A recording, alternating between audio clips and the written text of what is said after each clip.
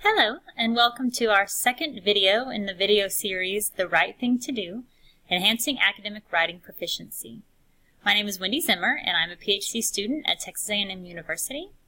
And this video is about establishing a strong writing habit. So if you did not watch the first video, our first video focused on what is this series about, and a little bit of introduction and summary of all the video is going to entail. So if you missed the first video, it'd be great if you went back and watched it. But this video really starts getting into the strategies and resources for enhancing your academic writing. So I hope you enjoyed this video, and we will go ahead and get started. So from now on, our videos are going to start with a brain dump. Part of what is difficult about writing is you have so many other things on your mind and you have so many other things that you are thinking about that instead of focusing on writing, you are constantly thinking about the other things that you need to do, because we often push writing back into the last possible second or the last possible minute, and we procrastinate because we don't want to do it. And so it is important for you to get all of those things out of your head so you can really focus just on writing. So what I need you to do is grab a piece of paper or an open Word doc or whatever it is that you can write on. And for the next 3 minutes, if it takes you that long, just make yourself a list of all the things that you're thinking about. The things that you're worried about, the stuff that's on your agenda that you need to get done today. Any of those pieces, I don't know what they look like for you. For me, it's picking up my daughter here in a little while and starting to focus on my theoretical framework for my dissertation, and what am I going to cook for dinner, and emailing my chair back, and all those things that I haven't done yet today. So go ahead and pause this video, and then dump out everything that's on your mind, and then when your brain is free and you have a list of all the things you still need to do, go ahead and hit play again, and we will move on. Hit pause now. Okay, welcome back. Hopefully you're feeling better because everything is out of your head at the moment and you can really focus on writing. So, thinking about you as a person. Do you love what you do? And do you do what you love? Hopefully, for most things, your answer is yes. Because if you don't love what you do, then chances are you're not going to put your whole head and heart into it. And this video series is going to help you maybe not learn to love writing, but at least be able to appreciate it and not dread it anymore. We're going to start today by looking at good writing habits. So think about any habit that you have, not necessarily writing. You may not have writing habits yet, which is okay. That's part of what we're going to be looking at in this video series. What are habits that you have? They can be good habits, they can be bad habits. A lot of times we automatically associate with bad habits. Like maybe you bite your fingernails, or you wiggle, and twirl your hair, or you say when you're talking. But sometimes we have good habits too, and you have more habits than you probably think about. So give yourself a second to think about habits that you have. Did you come up with some? Oftentimes when I ask people what their habits are, they go, I don't have any habits. Well, do you brush your teeth? Think about when you take a shower. Do you always do things in the same order? And if for some reason it gets interrupted, then you're like, wait, did I shampoo my hair? We have habits for a reason. Okay? So think about the habits that you have in your life. It might be how you get ready in the morning. Any of those things. And how did you get to that point? Well, research shows, and there's all kinds of numbers behind habits, and you have to do something 7 times, or you have to all these, and I'm not worried about the numbers of how many times you have to do something before it becomes a habit, but good habits and bad habits happen because you do them often, and you do them regularly, and you practice them, and you have a set routine to them. And then over time it becomes a habit, and when you don't do it that way, say when your shower routine gets messed up, then you don't know exactly if you did all the things you set out to do. Writing's the same way. To establish a strong writing habit, you first have to set a writing routine. So, before we set this writing routine, we're going to do a free writing. And if you saw video number 1, I talked to you about how every video is going to have a free writing of sorts toward the beginning to get you in the habit of writing and your writing stamina up. Not that 3 minutes is a long time, but getting you to think about writing. Because on a side note, writing helps you learn. Writing is learning. Writing is thinking. It helps you establish your thoughts and your ideas. So today's free writing is about your writing habits. So thinking about, what do you do when you write, if you write? What are your writing habits, if you have any? When do you write best? Where do you write best? And then on the converse of that, when is your writing a disaster, or where is your writing a disaster? So go ahead and set your timer. And timers are a big thing in writing, and I'll talk about timers quite a bit. You can use your phone. You can use a kitchen timer. Pomodoro technique is a great writing resource that we're not going to talk a lot about in this video. In these videos, a little bit. But you can also look up Pomodoro technique, and there's a great app to help you. But just grab a timer. It's important to use a timer, so make sure you use a timer. Set it for 3 minutes. Hit start and write for that entire 3 minutes. So you can either answer these questions, or if you get stuck, you can say, I don't know what to write, I don't know what to write, I don't know what to write. But just make sure you write for 3 minutes, and then when your timer goes off, hit the play button and we'll keep going. So go ahead and hit pause now and get started. Welcome back. How was your free writing? Did you think about some things you hadn't thought about before or in a while? Good. And as we finish this video and we talk more about writing habits, you might have some things to add to your list. Maybe, maybe not. So answer this question. What do you do for a living? There can be a lot of ways to answer that question. But what do you do when you consider what you do for a living, making a living? What do you do? Do you have a good answer? You may have more than one answer. Right now, I'm a student. That's what I do for a living. And for the most part, I love it. Now, in video 1, we talked about that writing is the most important tool for success in academia. If you consider yourself an academic, whether you do or you do not, academics write for a living. So think about that. If you are in any way writing for academia or writing in an academic manner, you write for a living. Okay, say that to yourself. Say, I write for a living. Because you do. Whether it's for publication, whether it's to make money off of a book, whether it's to turn in a paper for a grade or to graduate because it's your dissertation or your thesis, you write for a living. You are a professional writer. Now, that may not be something you ever thought would be in your wheelhouse or something that you would define yourself as, but you need to start thinking that way. You need to start thinking, I am a professional writer. Say it again. Does it feel good? Does it feel scary? That's okay. It can be both of those things. It can be good and it can be scary. But you write for a living. And the sooner you embrace that, the more successful you will be. You need to start seeing yourself as a writer. So it's one thing, you can say it out loud, and I could have had you get up and dance it or sing it or, spell it with your hands or whatever those things. But even if you say it, you have to believe it.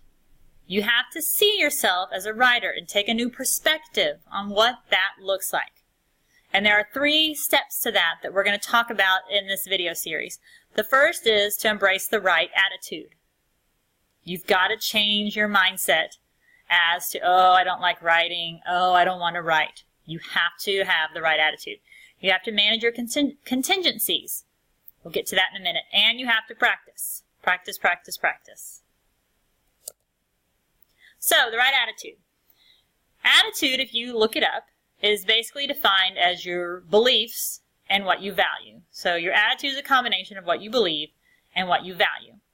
So if you believe you are a writer and you value your ability to write, then your attitude toward writing will change.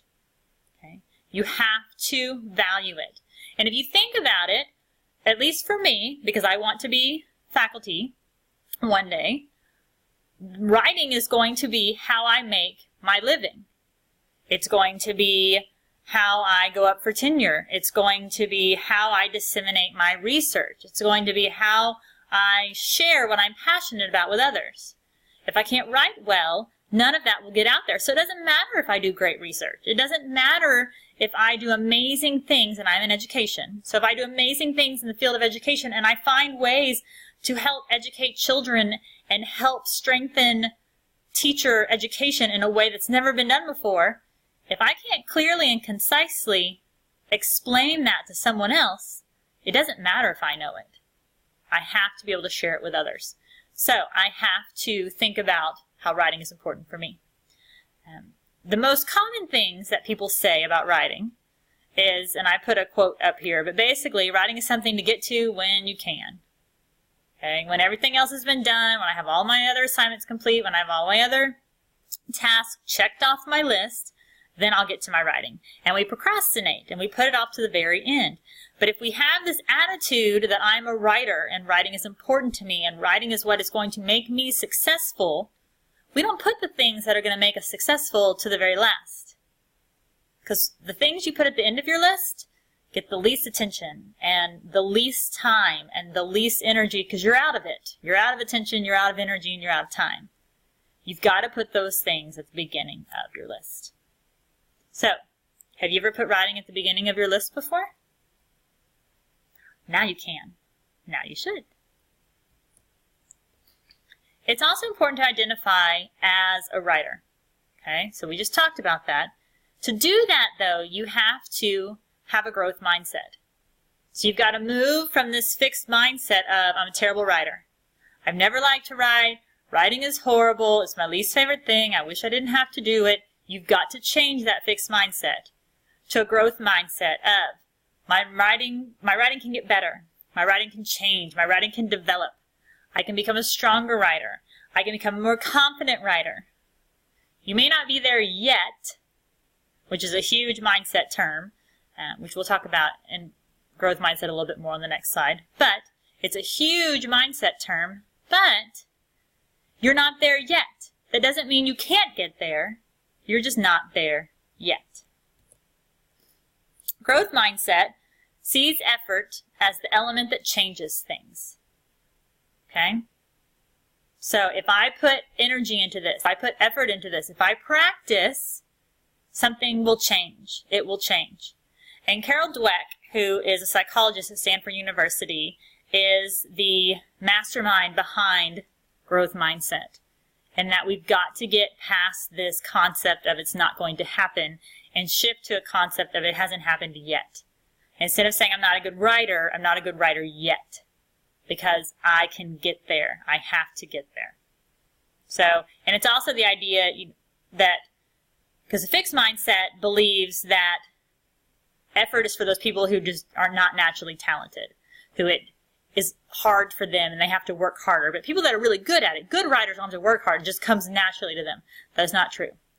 You will never find a good writer who says it comes naturally to them. Which is great, because it means we can all do it.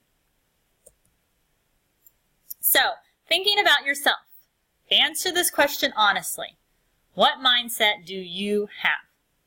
Okay? Are you in the A category? You have a certain ability for writing and there's not much that can be done to really change that. B, no matter what type of writing you do, you can always change it substantially. C, you can learn new ways of writing, but your gift as a writer, so your innate ability, will pretty much stay the same. Or D, you can always improve your writing. What do you think? Be honest. Wherever you were on that spectrum, hopefully you were more toward it can change, especially because you've been listening to me for a few minutes. But even if you weren't, you've got to start thinking that way. You have to have a growth mindset. And start thinking about which parts of your writing can you change and what effort can you put into that to change those things.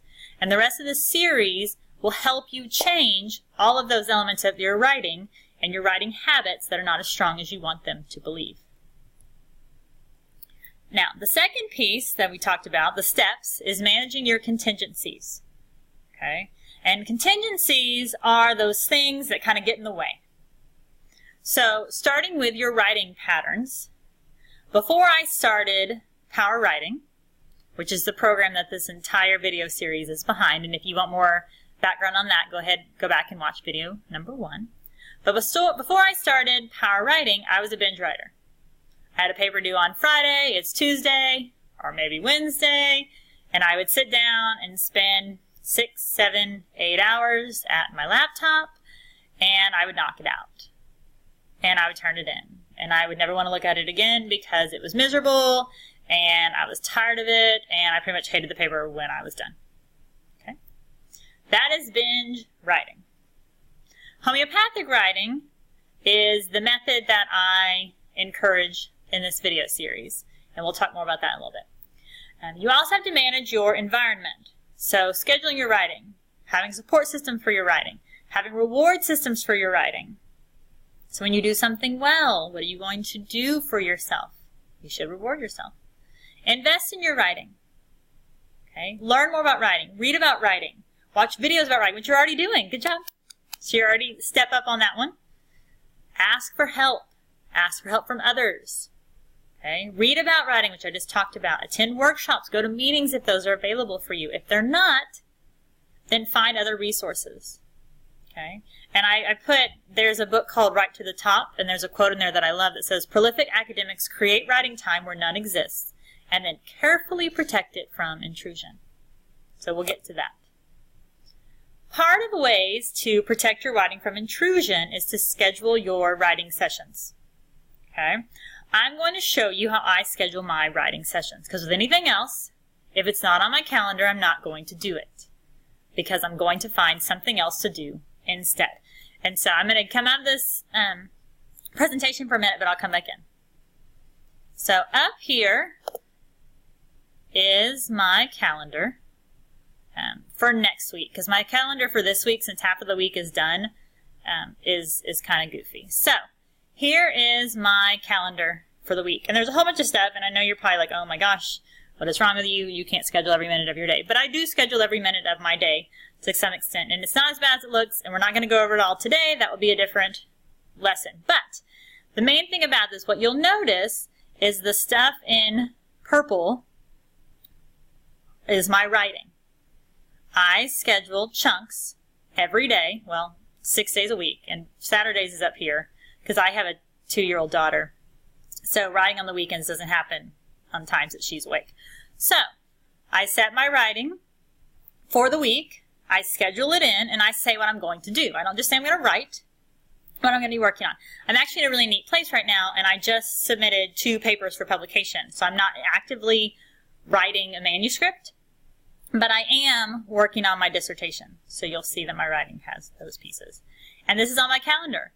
If something comes up, excuse me, if something comes up where I have to schedule on top of my writing time, I move it. I don't delete it. I move it. Because if I delete it, I didn't write for that day. And that is not good. So I schedule a chunk of time every single day or 6 days a week for my writing. And that is sacred time. And I do not schedule over it.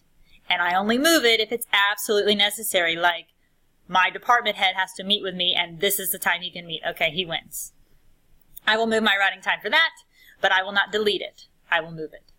So that is my calendar. Let me get back to our presentation. So you have to practice, practice, practice, and that practice begins with scheduling your writing.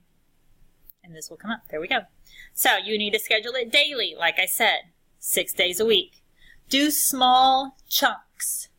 If you notice mine, most of mine were hour chunks. And I didn't start out at an hour. I started at about 20 minutes.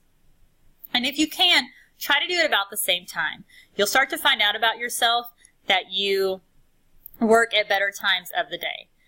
Mine's a little more difficult because I have a 2-year-old daughter, but I know myself and I tend to write better in the afternoons than I do in the mornings. And so I schedule my writing times for the afternoons. As a graduate student, this is the hardest thing for me to do, is to find something at the same time because my schedule is not always my own. I hope when I'm no longer a graduate student, that'll be a little easier, so we will see. Some research. If you write 30 minutes a day, okay, just 30 minutes, and think about how fast 30 minutes goes by.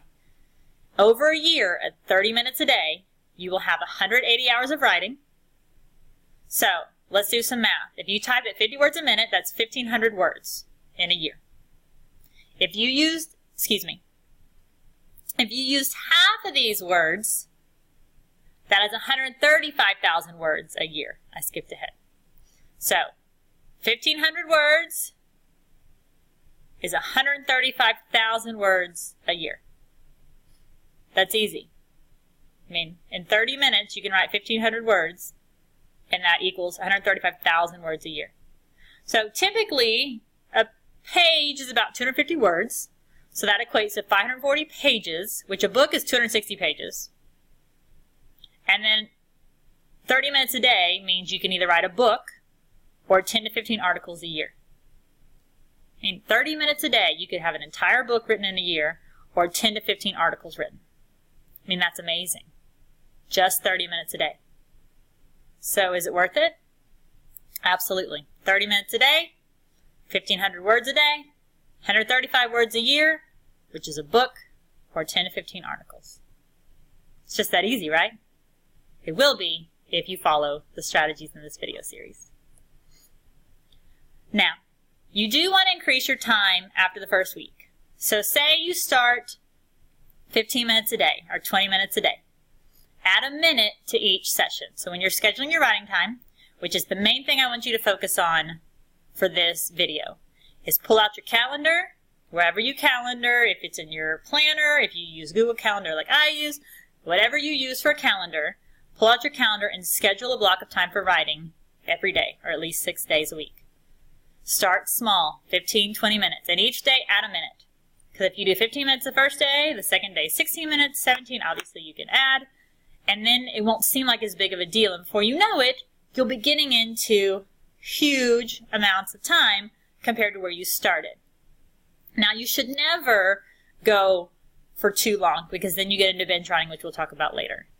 But you should extend it. I try to never write for more than an hour and then get into breaks, but we'll talk about that more later. Now, a little data behind you. Okay? Contingency management leads to enhanced productivity. Okay? So if you look at types of people, and I have a chart over here for you. So if you have those people who do contingency management, so they schedule their writing, and they try to increase their writing time consistently, as long as it doesn't get too much, and they write daily. At the end of working at that, those people who are constantly working and practicing their writing do about 3.2 pages. Where if you have people that just write spontaneously, so they're like, I write when I have time, I write when I get to it, I write when my calendar opens, and they don't manage those contingencies, they write about 0.9 pages. And people that are considered abstinent, which means they pretty much don't write at all, obviously work 0.2. So where do you want to be? Do you want to be the kind of person who schedules their writing and writes daily and writes for short blocks of time and really, really takes pride in their writing time and protects their writing time? Or do you want to be a spontaneous writer who just writes when they get to it? I mean, the numbers don't lie. It's 3.2 pages versus not even an entire page. So it's over 3 times the amount of productivity simply by scheduling your writing and making it important. And just a little bit more, we talked a little bit before about binge writers and regular writers. And so those binge writers are the people, and this data is kind of old, but it's still totally relevant. Binge writers are the kind of people, like I said before, who put everything off to the last minute, sit down, knock out an 8-hour day or a 6-hour day on the computer, and they write. Where regular writers are what we call homeopathic, and which is what I talk about in this video series, which is scheduling your writing. So you do small chunks of time every day, which seems like less time. Because if I sit down at the computer and I write for 6 hours that week, or on the converse, which is your binge writer, or your homeopathic writers that write for 30 minutes a day, obviously, you can do the math, 30 minutes a day versus 6 hours, the 6 hours is more. But the problem is binge writers burn out more quickly, and so they may do 6 hours that week, and the next week they don't write at all, and the next week they write maybe 30 minutes because they're tired of writing. And so what this graph shows you is that binge writers versus regular writers. So if you look at it, and your key is down here, but this first section is pages per month, and this is, binges per month, and this is writing sessions per month, and this is manuscripts accepted per year. So if you look at it, your regular writers overall outright or outperform binge writers every time, except for the amount of binges they have. Because regular writers still have binges. It's just not as frequent. But even binge writers don't do it very often. So being a regular writer and having smaller chunks of time is much more efficient. Really quickly, I want you to do an activity. I want you to get a piece of paper, and I want you to write down one line of your favorite song. And when you're done, come back. Okay, now I want you to turn your paper over, and I want you to write the same line to your favorite song, but this time write it down as you're saying the Pledge of Allegiance. Okay, so write down the same line to your favorite song as you're saying the Pledge of Allegiance out loud. And hit pause and come back to me when you're done. So, how'd it go? Were you successful? I bet the first time wasn't too bad, because you liked my favorite song. I know all the words, it's really easy. But the second time, it possibly could be more difficult. And I'm not going to get into the debate about whether multitasking is a thing or not, but I will tell you when it comes to writing, you have to manage your contingencies. And if you noticed earlier, and I did it on purpose, earlier in this video, a screen popped up in the corner that was my emails coming in. You may or may not have noticed it. Was it a distraction? Should have been. It was a distraction for me, but I did it on purpose. Because all of those things, when you're writing, checking Facebook, emails popping up, your phone going off, all of those things distract you from your writing. So even if you're in your 30-minute writing block, if you're not writing the entire 30 minutes, if you're checking email, or your phone's going off, or Facebook is popping up and giving you messages, then you are not focusing on your writing and you're not doing deep practice of your writing. Don't let it happen. Turn off your Facebook, turn off your email, silence your phone. Focus, set your timer for whatever your writing block is and only write. And then when your 20 minutes or your 30 minutes or your 45 minutes is up and your timer goes off, awesome, you're done. Take a break, check your email, check your Facebook. That doesn't mean you can't come back and do more and set another timer for another 30 minutes, but you've got to have a break in the middle so that you can get a drink and you can do all of those things that you wanted to do before. And this will help make your writing much more efficient. So, this comes to the end of our second video. Main things about this lesson to take home. Start writing daily. Go to your calendar, schedule blocks of writing time, start small, start with 15 to 20 minutes, schedule time daily, and actually do it. Focus writing for that amount of time daily and don't do anything else. And you'll be amazed at how much just that one tiny thing of scheduling your writing, which I guess is two things, actually writing, will start to change your writing habits. It will be truly, truly monumental. And I put my email up here, so if you have any questions, feel free to email me. And the next video in this series, video 3, talks more about your writing schedule and then how to log your writing. So still establishing those strong writing habits and managing contingencies. I'm Wendy Zimmer. Thank you for joining me today.